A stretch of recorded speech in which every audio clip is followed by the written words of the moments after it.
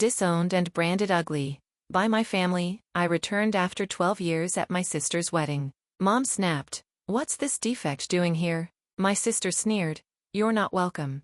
Her husband roared, "How dare you?" I smiled and said. The chandeliers bathed the grand ballroom in golden light as laughter and music filled the air. Glasses clanked in celebration, the scent of expensive perfume lingering in the air. I stepped inside, my heels clicking against the marble floor. Conversations faltered. Heads turned. The murmurs spread like wildfire as people recognized me, or rather struggled to believe their eyes. At the far end of the hall, my mother, Eleanor Evans, went rigid, her champagne flute trembling in her grasp. Beside her, Alice, her perfect daughter, stood frozen, the color draining from her face despite the layers of expertly applied makeup. But it was Dylan, the groom, whose reaction I had been anticipating most. His fingers clenched around his glass, his knuckles turning white, the blood drained from his face, not shock, fear. I smiled. "Congratulations, Alice." Her bucket shook slightly in her hands. What are you doing here?" Before I could answer, my mother stepped forward, her voice sharp but low enough to avoid drawing attention. "Leave. Now." I tilted my head, feigning innocence. "Why would I do that? My dear sister is getting married. Surely you wouldn't turn away family on such an important day." Eleanor's lips trembled. "You're not family, not after you threw me out at 17, I interrupted smoothly. "Ah, yes. Such fond memories." I plucked a champagne glass from a passing waiter, swirling the golden liquid lazily. "But time changes things, doesn't it?" Dylan still hadn't moved. His silence was almost amusing. "Hello, Dylan," I said softly. He stiffened. Alice's frown deepened as she glanced between us. "Wait, you two know each other." I let my smile widen. "Oh, sweetheart, we don't just know each other." Dylan swallowed hard. Alice's confusion deepened, but my mother was already seething. "Whatever game you're playing, end it now," she snapped. I took a slow sip of champagne, letting the tension build.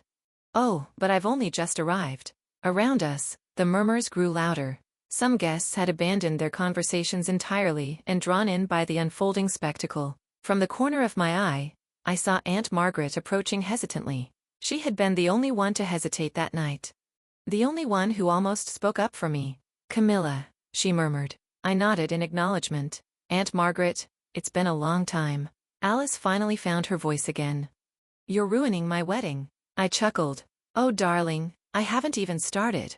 Dylan's hands trembled. The man who had betrayed me so cruelly all those years ago was now standing before me. Marrying the very sister who had condemned me to the streets. Poetic. I lifted my glass in a slow, deliberate toast to love, trust, and secrets that refused to stay buried. Dylan's face turned a shade paler. Alice's expression darkened. I had returned and I wasn't leaving until the truth shattered everything. The moment Alice grabbed Dylan's wrist and dragged him toward the hallway, I knew the cracks had begun to show. I followed at a leisurely pace, watching as she pulled him into a secluded corridor, her grip visibly tightening. "Explained," she hissed the moment they were alone. "How do you know her?" Dylan's gaze flickered to me over Alice's shoulder, his expression unreadable. He turned back to her, throat bobbing. "She's no one." A soft laugh escaped me, making Alice tense. "Oh, Dylan," I murmured, taking a step closer. Lying so easily even now. Alice's eyes darted between us. "Dylan." He exhaled sharply, forcing a strained calm. "Years ago, I knew Camilla briefly before she left." I raised a brow. "You mean before you left me?" Alice's mouth parted slightly. Confusion clouded her face. Dylan shot me a silent warning, but I wasn't done. "It's funny, isn't it?" I mused. "How small the world is. One moment you're engaged to a man who promises you forever. The next he's standing at the altar with your sister." Alice's breath hitched. "Engaged." Dylan stiffened, his hands curling into fists. "Camilla, don't." I smiled coldly. "Why not? You lied to her just like you lied to me." Alice turned to Dylan, disbelief flashing in her eyes. "Tell me she's lying."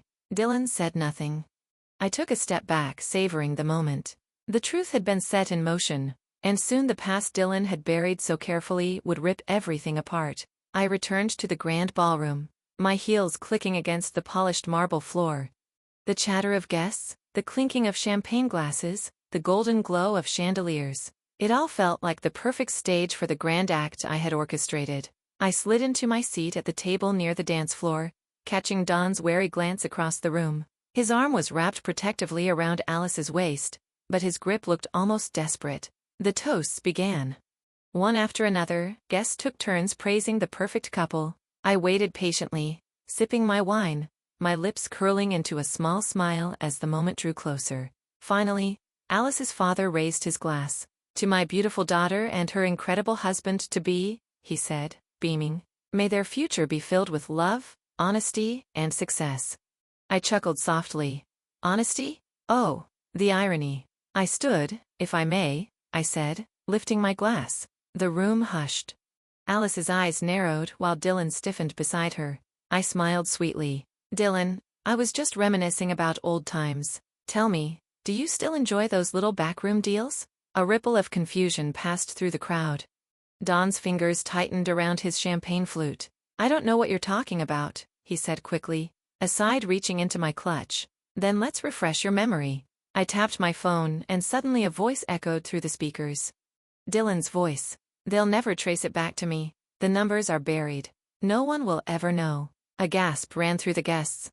The color drained from Dylan's face. Alice turned to him sharply. "What is she talking about?" "Nothing," Dylan snapped, but his voice wavered. I tilted my head.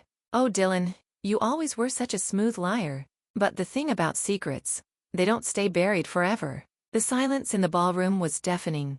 The trap had been set and Dylan had walked right into it. The ballroom buzzed with whispers. Alice's gaze darted between Dylan and me, her carefully crafted world wobbling under the weight of suspicion. Dylan's face was pale, his lips pressed into a thin, unconvincing line of denial, but I wasn't finished, not yet. With a slow, deliberate movement, I turned toward Alice. "Oh, but dear sister, let's not pretend you're innocent in all this." Alice scoffed, flipping her hair over her shoulder. "What nonsense are you spewing now?" I reached into my clutch once more, pulling out a neatly folded document. I held it up for all to see. "This, my dear Alice, is proof that you never graduated medical school." Gasps rippled through the crowd. A few guests, including those who had trusted Alice as their doctor, took a visible step back. Alice's confident smirk faltered. "That's a lie." I didn't let her finish. "You forged your degree. Your patients were trusting a fraud." I let the words sink in, watching Alice's composure crack like fragile glass. The murmurs turned into accusations. "I had surgery under her care," someone whispered in horror. "Is this true?" Dylan demanded, his voice shaking with anger. Alice's eyes darted around wildly, searching for an escape. "This is ridiculous. Mom, Dad, say something." I turned to our parents standing frozen, their faces drained of color. "You didn't you?" My voice was calm, but the accusation in my tone was razor-sharp. "You helped her lie just like you helped Dylan cover his crimes." My father stammered. "Camilla, this isn't the place." "Oh, I think it's the perfect place." I cut him off. "You threw me out for being worthless, but look who the real frauds are." The tension in the room was suffocating. The family's dirty secrets lay exposed for all to see, and there was no hiding now. The reckoning had begun. The ballroom doors burst open and the of conversation died instantly. Gasps rippled through the crowd as uniformed officers strode inside, their expressions stern. A hush fell over the guests. Alice went rigid, her manicured fingers digging into Dylan's sleeve. Our mother let out a sharp gasp, her face draining of color. I stepped forward, my heart steady. "Right on time," I murmured, watching as confusion turned to horror on my family's faces. One of the officers held up an arrest warrant. "Dylan Carter, you are under arrest for embezzlement, fraud, and conspiracy." Dylan's champagne flute slipped from his fingers, shattering against the floor. "What?" His voice cracked as he turned to Alice. This isn't real." "Alice, tell them." Alice couldn't respond. She was already backing away as another officer approached. "Alice Moore, you are under investigation for medical malpractice and fraudulently practicing without a valid degree."